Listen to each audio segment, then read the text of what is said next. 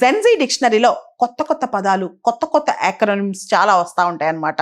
రీసెంట్గా కూడా మనం వింటూ ఉంటాం ప్రతిరోజు ఫోమో అని. ఫోమో అంటే ఫియర్ ఆఫ్ మిస్సింగ్ అవుట్. ఒక సోషల్ ఈవెంట్కి వెళ్ళకపోతే నేను మిస్ అయిపోతానేమో, ఈరోజు కాలేజ్కి వెళ్ళకపోతే మిస్ అయిపోతానేమో, లేదా ఆ సినిమా చూడకపోతే నేను చాలా మిస్ అయిపోతానేమో, దాన్నే ఫియర్ ఆఫ్ మిస్సింగ్ అవుట్ అంటాం అనమాట. అయితే కొత్తగా ఇంకొక యాక్రోనిమ్ బాగా ట్రెండ్ అవుతుంది. ఈ రీసెంట్గా అది బాగా న్యూస్లోకి వచ్చింది. అదే ఫోఫో. ఫోఫో అంటే ఫియర్ ఆఫ్ ఫైండింగ్ అవుట్. మనం ఏదైనా చిన్న మెడికల్ ఇబ్బంది వచ్చిందనుకోండి, చిన్న పెయినో లేకపోతే ఎక్కడైనా మచ్చలో ఏదైనా వచ్చిందనుకోండి, డాక్టర్ దగ్గరికి వెళ్తే ఏ పెద్ద విషయం చెప్తాడో, అమ్మో నా హెల్త్కి ఏమైపోద్దో, అందువల్ల నేను డాక్టర్ దగ్గరికి వెళ్ళను అని చెప్పి ఆ ఫియర్ పెట్టుకోవడం అనమాట. అదేవిధంగా ఎగ్జామ్ రిజల్ట్స్ వచ్చినాయి అనుకోండి, వెబ్సైట్ ఓపెన్ చేస్తే మన రిజల్ట్స్ కనిపిస్తే ఒకవేళ ఫెయిల్ అయిపోతామో ఆ భయం అనమాట. అంటే ఒక భయంతో దాన్ని ఫైండ్ అవుట్ చేయకుండా ఉండటం అనమాట. అదేవిధంగా ఒక ఫోన్ కాల్ వస్తుంది, ఆ ఫోన్ కాల్ ఎత్తితే మనం ఏదైనా భయంకరమైన విషయం వినాల్సి వస్తేమో, మనం ఏదైనా దారుణమైన విషయం వినాల్సి వస్తేమో, కాబట్టి ఆ ఫోన్ కాల్ ఎత్తకూడదు అని చెప్పి ఇలా ఫోఫో ఫియర్ ఆఫ్ ఫైండింగ్ అవుట్ అనే కొత్త యాక్రోనిమ్ బాగా ట్రెండ్ అవుతుంది జెన్జీలో. దాంతోపాటు మనం చూస్తే కొత్త కొత్త యాక్రోనిమ్స్ చాలా వచ్చేసాయి అనమాట. ఉదాహరణకి జోమో. జోమో అంటే జాయ్ ఆఫ్ మిస్సింగ్ అవుట్. ప్రపంచానికి దూరంగా ఉండి హ్యాపీనెస్ పొందటం అనమాట.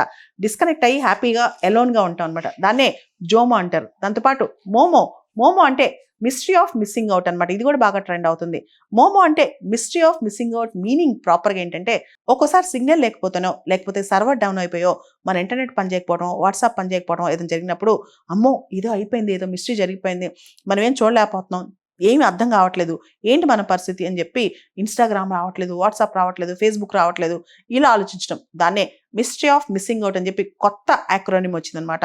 తర్వాత ఫోబో ఫియర్ ఆఫ్ బెటర్ ఆప్షన్స్ అనమాట.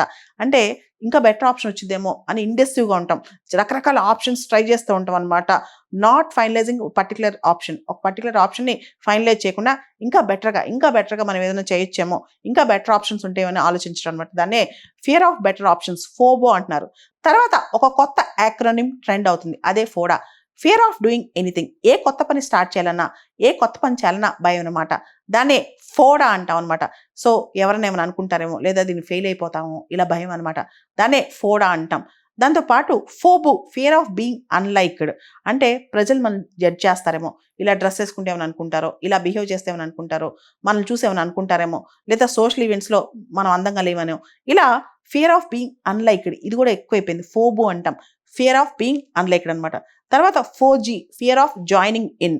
సోషల్ యాంగ్జైటీ అనమాట. అంటే ఒక గ్రూప్లో జాయిన్ అవడానికో, ఒక కాన్వర్జేషన్ స్టార్ట్ చేయడానికో, మనం తక్కువైపోతాము, లేదా మన భాష బాగోదు, లేదా మనం అందంగా లేవనో, ఈ విధంగా ఉంటుంది అనమాట. దాన్నే 4G అంటున్నారు అనమాట. అంటే ఫియర్ ఆఫ్ జాయినింగ్ ఇన్ అని. తర్వాత ఫోపా ఫియర్ ఆఫ్ పీపుల్ అరౌండ్. ఎక్కువ మంది క్రౌడెడ్ ప్లేసెస్లో లేదా హై ప్రెషర్ గ్రూప్స్లో ఉండడానికి ఒక భయం అనమాట.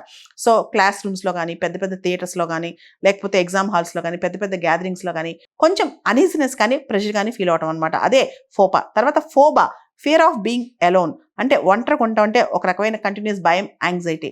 అలా కాకుండా జనంతో ఉండటం ఇష్టపడటం, దాన్నే ఫోబా అంటాం. సడన్గా ఒకసారి మన నిద్ర లేవగానే చాలా సైలెంట్గా ఎలోన్గా ఉన్న ఫీలింగ్ వస్తే, మనకి ఎవరు లేరన్న ఫీలింగ్ వస్తే, దాన్నే ఫియర్ ఆఫ్ బీయింగ్ అలోన్. ఇలాంటి ఎగ్జాంపుల్స్నే ఫియర్ ఆఫ్ బీయింగ్ అలోన్ అంటాం అనమాట. ఇలా జెన్జీలో కొత్త కొత్త పదాలు వచ్చేస్తున్నాయి, కొత్త కొత్త యాక్రోనిమ్స్ వస్తున్నాయి అనమాట. సో ఈ యాక్రోనిమ్స్ అన్నిట్లో కూడా ఇప్పుడు బాగా ట్రెండ్ అవుతుంది ఫోఫో. అంటే ఫియర్ ఆఫ్ ఫైండింగ్ అవుట్ అనమాట.